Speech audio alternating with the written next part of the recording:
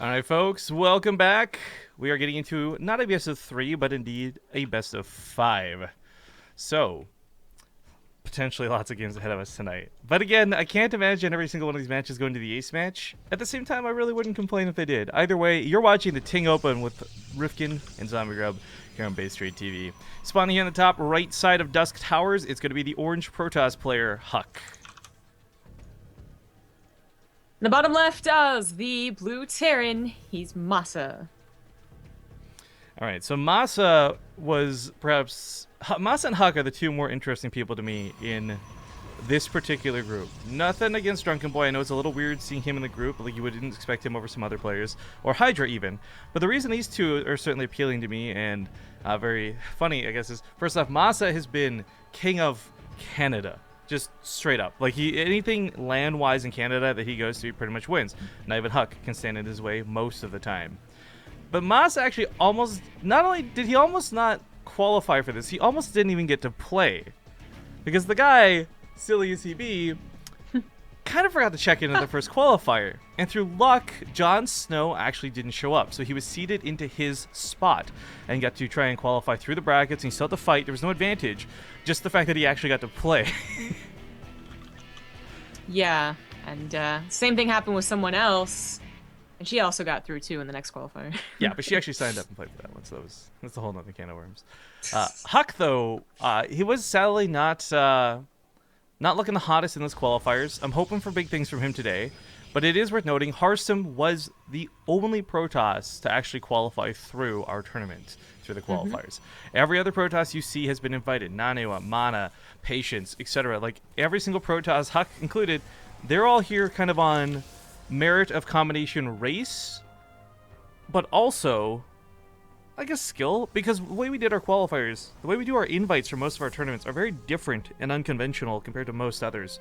And we don't try and invite big names for big flashy hype.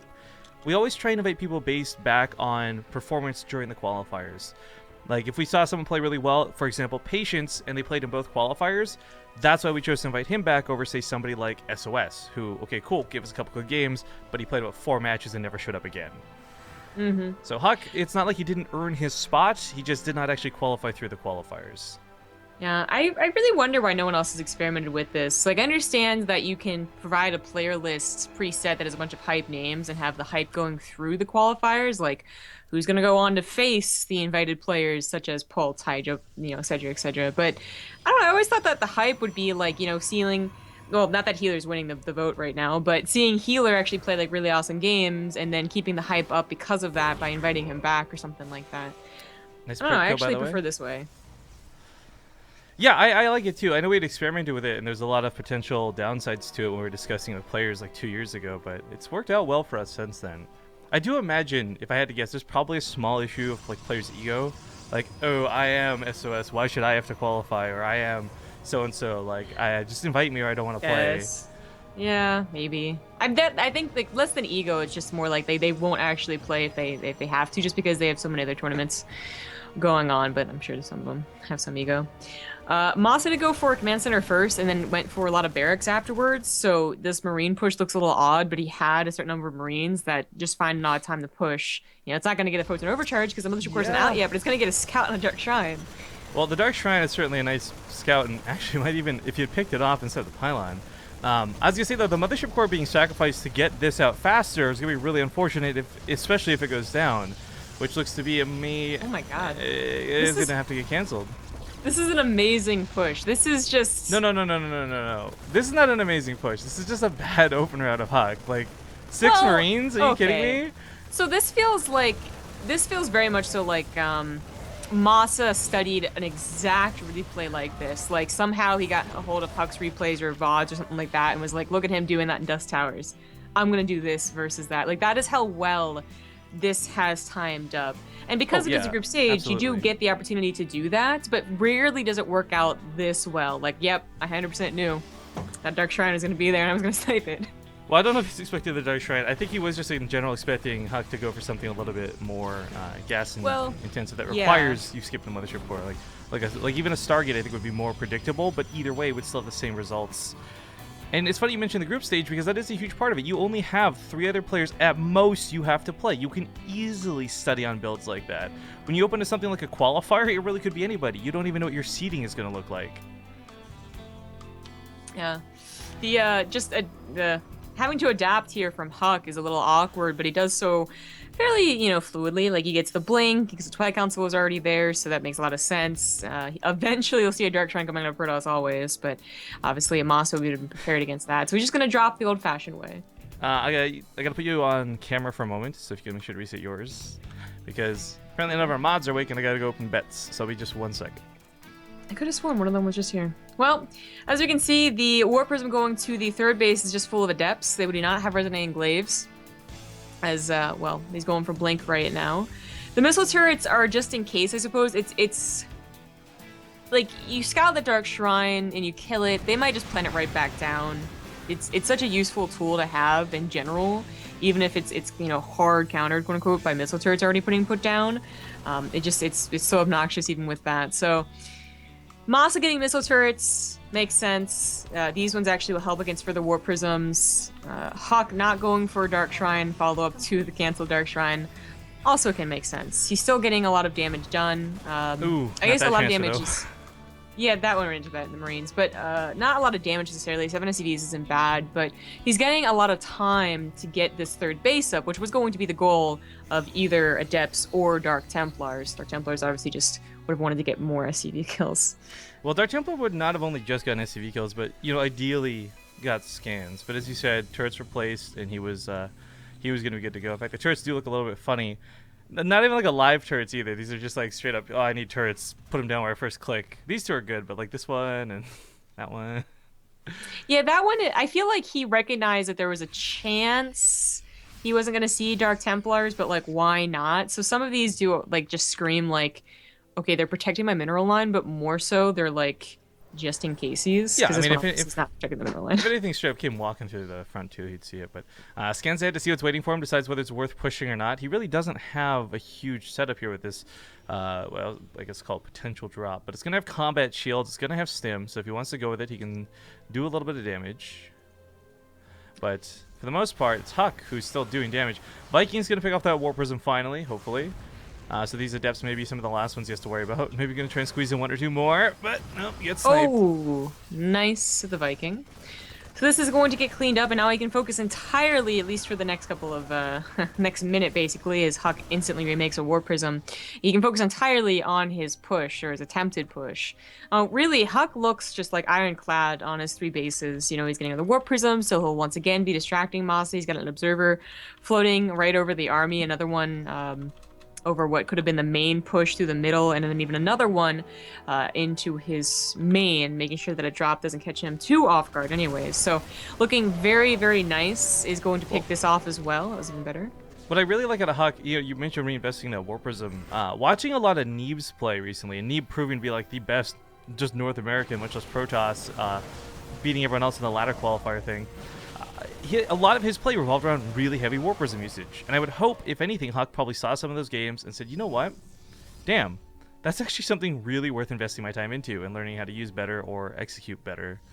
Because seriously, when Neeb played against Pol, when Neeb played against Hydra, when Neeb played against anybody, and again, I'm a little bit sad Neeb didn't show up for our tournament, guys. But regardless, anytime Neeb played, it was pretty much like the Warp Prism may not have been the front liner and the big flashiest part of the game, but it was always what I feel won him those games. Yeah, I think that's fair.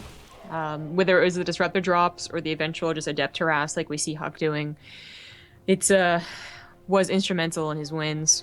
Now HuK is just pushing forward here, realizing that he has an opportunity, I guess, to kind of contain MaSa after killing a drop just straight up. No. But I think he underestimated MaSa's macro maybe, and just gonna have to retreat. Well, this time the Adepts have +1, so they'll be able to take the SCVs down a little bit easier. They're going to have the Resonating Glaive upgrade as well, so back to two-shotting and two-shotting things very quickly. More warpins coming to the backside. What is this wall? It's like he tried to build a wall against Adepts and then realized, oh, I probably have to pull my SCVs all the time, so it doesn't really work. Yeah, I don't know, a little bit. It just looks really, it's like cluttered. So the thing is, HuK hasn't really done a lot of damage in this instance yet. War Prism might go down again. Missile turret hype! Oh no. He hasn't really done a lot of damage, all things considered. I mean, 16 workers killed is nice, but it hasn't exactly crippled MaSa, and if MaSa was too scared to take a fourth, then you could, like, yeah, that was some great damage. The question is, what really did HuK get behind this? Now, the first thing worth noting, because I swear to God we see this in every single PvE anything, is Protoss players tend to over-dedicate their attack and end up having nothing at home to defend or play with. HuK's army supply actually looks fantastic. His upgrades, a little bit lackluster, but he's got Storm to help make up for that. So he's got that level of AoE necessary, and HuK has been using Storm more than anybody else. So the Stargate timing looks a little weird. It's not a double Stargate, like he's going up to Tempest really quickly. It's not a Stargate opener, so he has like an Oracle already flying about. Oh, nice We'll pick see off. what he actually uses it for. Almost gets the Liberator. Yeah, I don't know what he plans to use it for, but I imagine it's going to have something to do with the Liberators, because the Liberators have been the bane of HuK's existence for a while. There's been a lot of balance complaints, not just out of him, but many players regarding that. Kind of wasteful storms, if we're going to be honest. The last two. Well, there's not a ton of medevacs, of course, because the Liberators were produced very quickly in this game. Down. Or get outside of the ring, one of the two. Storm in this choke, of course, best case scenario, but he used most of the storms up already, so he wants to focus the Liberators, but is taking a lot of Marauder damage in the process. His Immortals are starting to bust through as the Marines have all died. Now it's just mostly on those Liberators, but MaSa is rallying forward. Still does not have a fourth on location, but one is building right now. So hopefully he's able to maybe not kill HuK's fourth, but get him to maybe move the probes would be nice. Looks like HuK's going to try Phoenixes, which I do recall him trying to do before. We've seen Phoenixes. We saw Mana try Void Rays.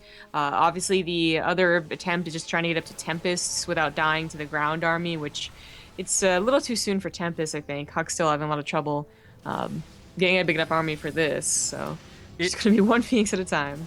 It is worth noting, though, like, just speaking on HuK's playstyle for a moment, during the beta, like, so I'm talking months ago, he's refined things since then, obviously. During the beta, he was, like, one of the first people we saw go to things like Tempest and start trying to use Storms over Disruptors, and we saw a lot of really different PvT playstylings out of him. I think what he's going for with these Phoenix actually isn't too bad of an idea, because not only are they going to be able to potentially pick off the Liberators, but they'll be fast enough to chase down medevacs, and let's be honest, I think all Protoss players are a little bit worried, like, you put so much focus on the front lines, the last thing you want are a bunch of drops going all over the map.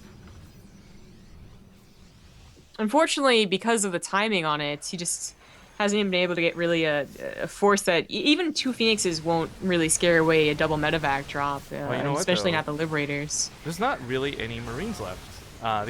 These Phoenix, if they came in right now, they would kill so many of these Liberators, or at least force them to unsiege.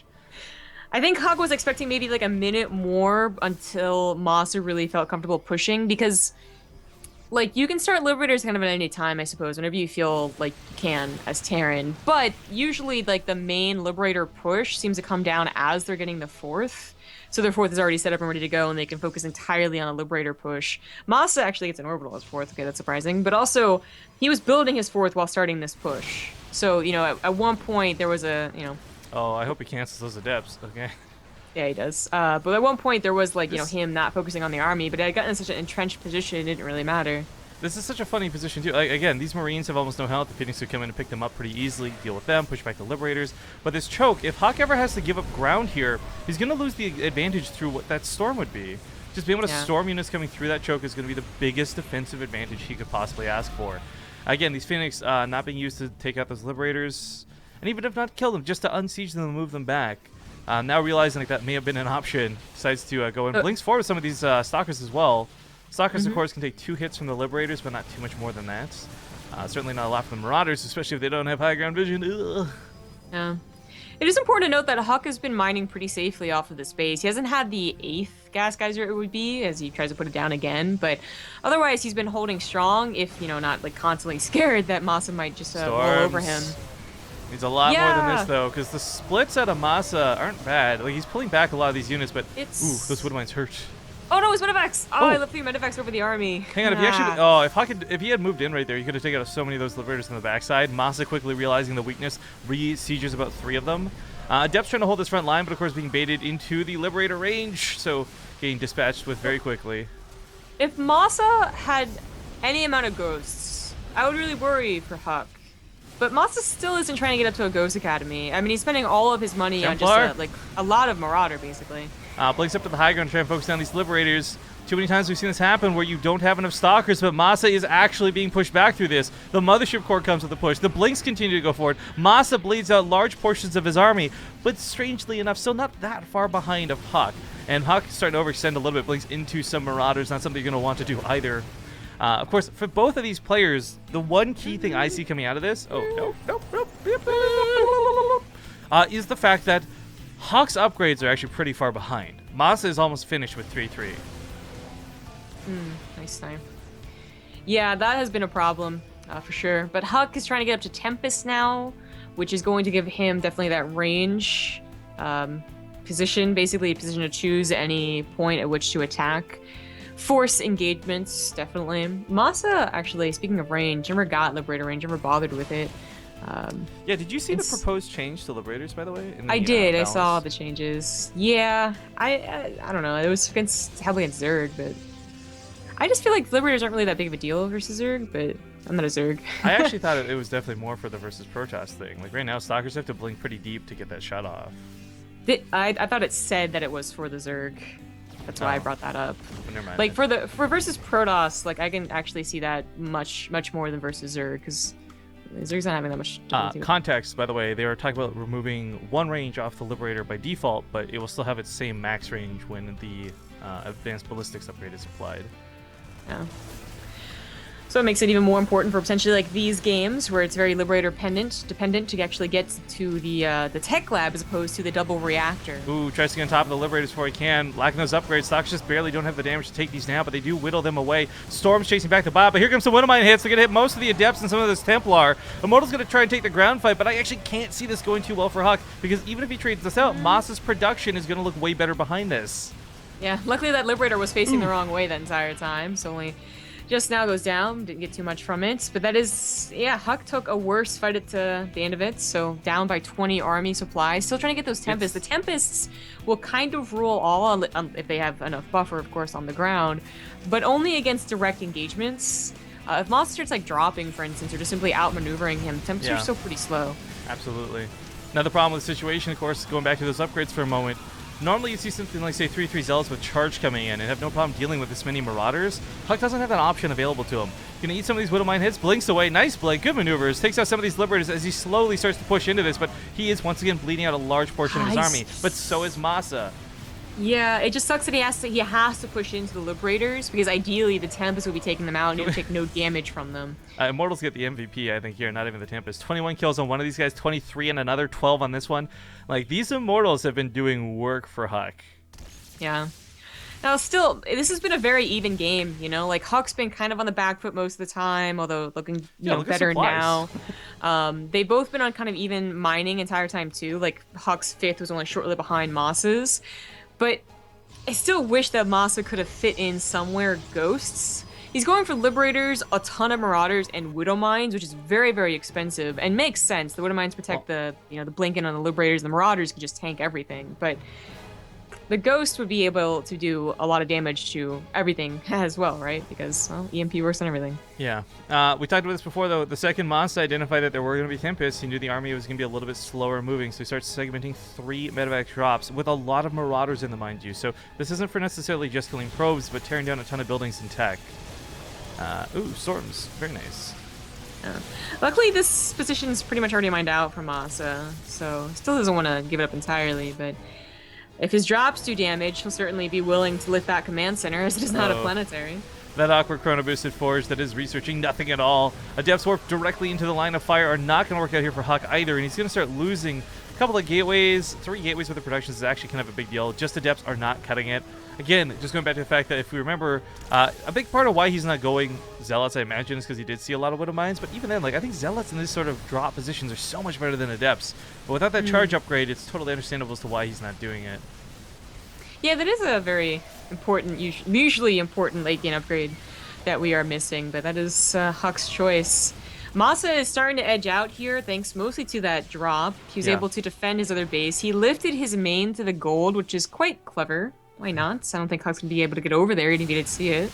Speaking of not being able to get over there, he was not in position to defend these Tempests, this base. A storm does hit some of the army, but the medevac's coming in. I guess one of the Liberators taken out right away is a good point, but all those Immortals that have lived through so many battles, one of them goes down. They're very good versus the Marauders, but Marauders also very good against buildings, so the Nexus gets torn down, and MaSa is going to try and walk away from this. HuK actually kind of needs this base. Not desperately badly so, but, you know, this other base he's got is pretty much mined out. This would be his only mining base. Yeah, he has enough minerals to replace it, and he'll even double expand if he could go ahead and get rid of this army, but the army is actually just too damn good for MaSa. Papers, please. It's up quadruple the supply of HuK now, and this should be the game. I mean, you can depend on the Tempest as long as you want, I guess, because they don't have a counter as long as they're in the middle of... There you go. Just pull them back. Just pull them back. As long as they're over here, we've never seen any Vikings made, and Liberators, well, they're okay against it. So this can do an endless amount of damage. It's just that's a big army to leave to Tempest. Just occurred to me, Tempest and Liberators are very similar in design. The range thing? Just sit from far away and do some pretty good damage. Yeah, yeah. I feel like Except Tempest can shoot up. speed and range has been like a lot of Blizzard's, not philosophy per se, but kind of their fixes. I went over this theory in private, right? Like Blizzard, maybe they're like they got some time travel from the future, gave them all these games. And the reason they can't like fix it perfectly is because they never made it, and it's just like, oh my god, it makes so much sense. Good god. But anyways, it is game over for HuK. Yeah, a little unfortunate. But it's game one in a best of 5, and there's a lot of games to come back in, and maybe, just maybe, we'll see some cheese or something in the other ones. Because let's not forget, this game opened with the attempt to go Dark Shrine. MaSa, he did win a 21-minute game, but he really, I think, won like that 4-minute mark where he caught that Dark Shrine and was like, what now, brother? Come at me. Yeah. Certainly a